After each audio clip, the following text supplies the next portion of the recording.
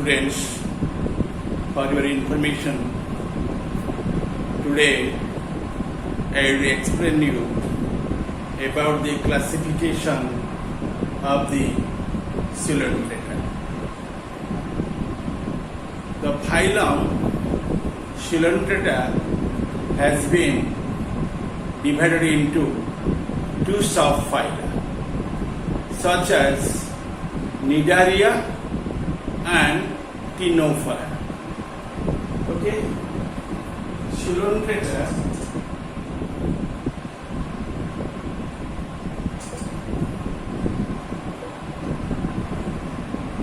Coelenterata divided into two subphyla. One is called as Cnidaria, other one is known as Ctenophora.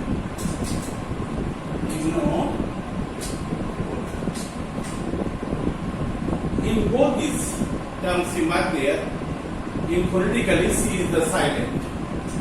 Okay, Coelenterata is a one group of organisms which are low tissue grade organisms, and its body wall is diploblastic. It is diploblastic organism and really symmetrical. True xylem is not available in its body. Okay, and again this group will be divided into two subgroups, and these are nothing. These are called as subphyla. One subphyla is known as Cnidaria, other subphyla is known as Ctenophora. Okay, and you mark the Ctenophora is the little bit advanced group of the Coelenterata, and also especially different from the Cnidaria. And the subphylum Cnidaria is divided into three main classes, and which are mentioned in here in the term of Hydrozoa, Cyphozoa, and Actinozoa or Anthozoa. Here, the Cnidaria will be divided into three different classes. One class is known as here Hydrozoa. It is named as Hydrozoa.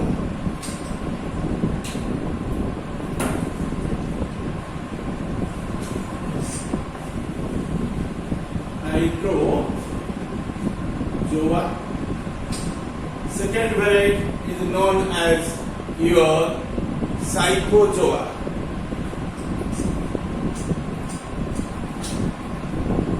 Cyphozoa. And third kind is known as Actinozoa, called as Actinozoa. Otherwise, it is also be called as Anthozoa, called as Anthozoa. Please listen. The Cnidaria is the subphylum. Cnidaria is known as subphylum, which was again divided into three different classes named as Hydrozoa, Cyphozoa, and Actinozoa or Anthozoa. And Hydrozoa is the first type, Cyphozoa is the second variety, and Actinozoa or Anthozoa is the third variety. That means the Cnidaria will be divided into three different classes. Okay, and these classes will be described in here one after one. First of all, you know the class 1, which one is called Hydrozoa. And the Hydrozoa are diploblastic, that means having ectoderm and endoderm. There is no mesoderm. In between them, you find one non-cellular area which is filled with the gelatinous-like fluids or paste-like fluids or glue-like fluids, that is called as mesoglia. M-E-S-O-G-L-E-A, mesoglia. Okay? From outer to inner, you find orderly. First one, your ectoderm. Then you find mesoglia, and inwardly you find endoderm. Then the ectoderm consists of 7 types of cells, but the endoderm consists of 5 types of cells. Which cells will be remaining in the ectoderm? Epitheliomuscular cells, interstitial cells, nerve cells, sensory cells, glandular cells, germ cells, and cnidoblast cells or nematoblast cells. Okay, those cells aggregatively composing to the outer lining layer of the hydrozoa group of animals. Inwardly, you find endoderm, in which you find 5 types of cells.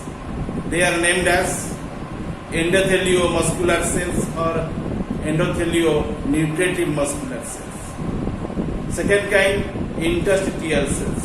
Third kind, nerve cells. Fourth kind, sensory cells. Fifth one is known as secretory cells. There is no germ cells, there is no nematoblast or nematocyst cells. Okay? Many of these interstitial cells give rise to nematocysts because they have the totipotency ability.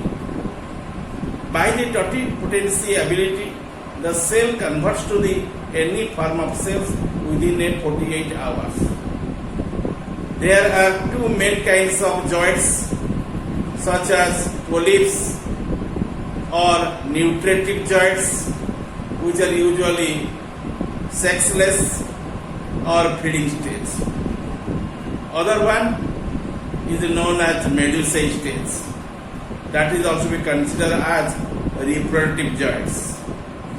That means these kinds of species would be presented in the 2 forms due to possessing 2 different forms, dimorphic forms in there, and one is called what? Polyps, other one is called as medusae. Polyps are known as the feeding stage, medusae is known as the reproductive stage. And polyps otherwise known as nutritive joints, and medusae are known as the reproductive joints. The reproductive products are ectodermal in origin. You know, germ cells are there.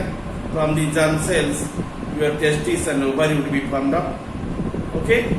And they will be discharged externally, not internally. Then next point, many hydrozoa exhibit the phenomenon of alternation of generation.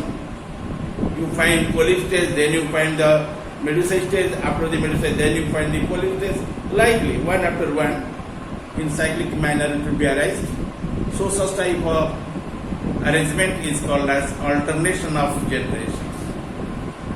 Many hydrozoa exhibit this phenomenon of alternation of generation. The skeleton means the skeletal material is also be present in there.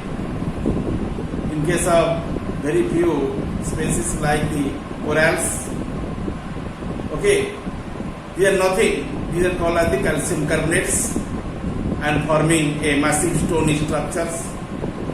Okay, in other hydrozoa as well as in also corals.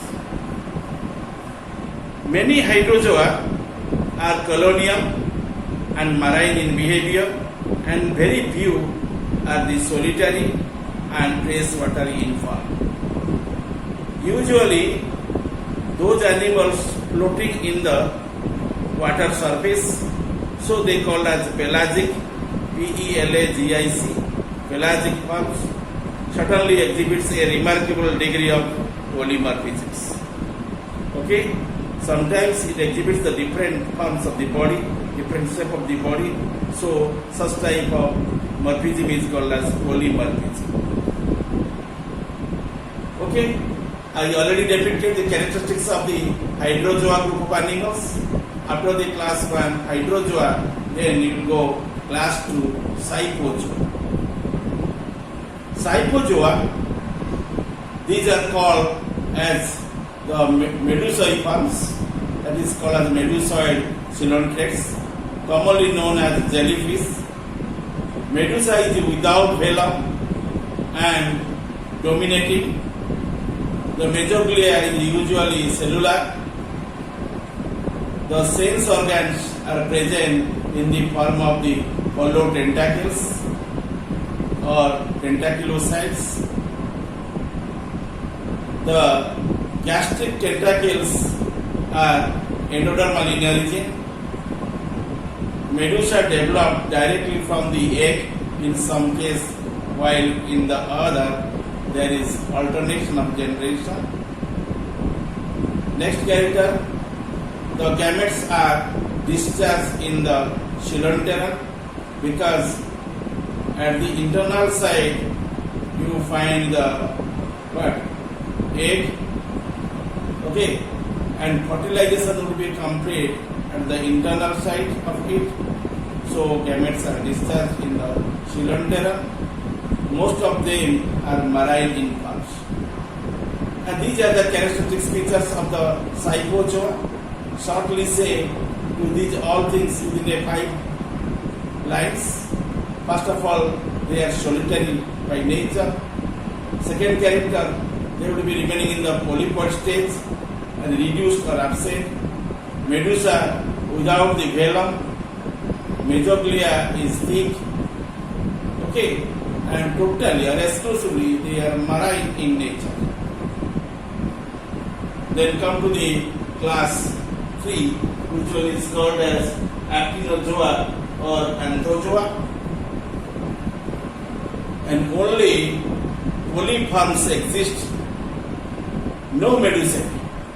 But previously you find, in case of the Cyphozoa, you find medusae stage. There is no polyp stage. Okay, but here you find only polyp form exist, medusae is absent there. So only polyp form exists, no medusa. The stomodium is present. The vertical radiating partition or mesenteries are present.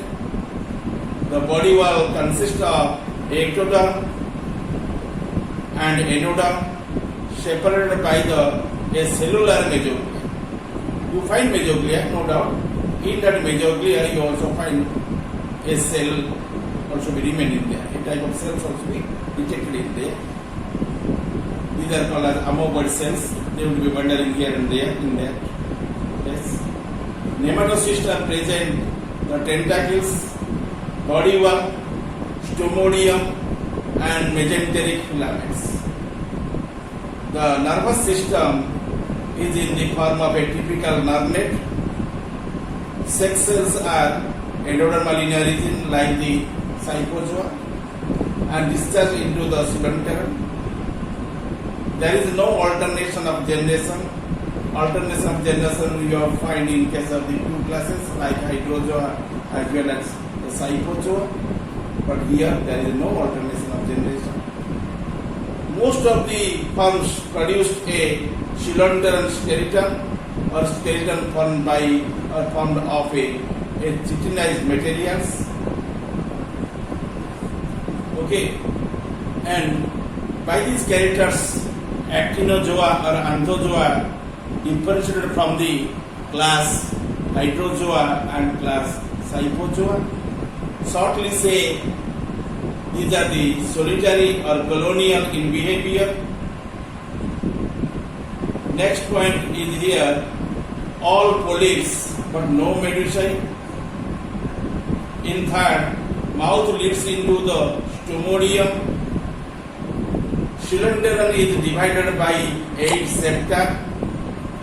Internally, the entire coelenteron will be divided into 8 divisions and 8 segments in there. That is generally done by the presence of septa. Mesenteries with gonads and nematocysts. Okay, mesenteries with gonads and nematocysts, and the species exclusively or totally marine by behavior. or nature. And these are the characteristic features which are available in the three different classes. One class is known as hydrozoa, second class is known as cyphozoa, and class 3 is known as actinozoa or arthrozoa. I depicted the characters of this group of animals which are belonging under the subphylum Cnidaria. Okay, and these are also the characteristic features of the Coelenterata also. Okay, then next class I will explain you about the organisms which are belonging under the one subclass Ctenophora. Today this much.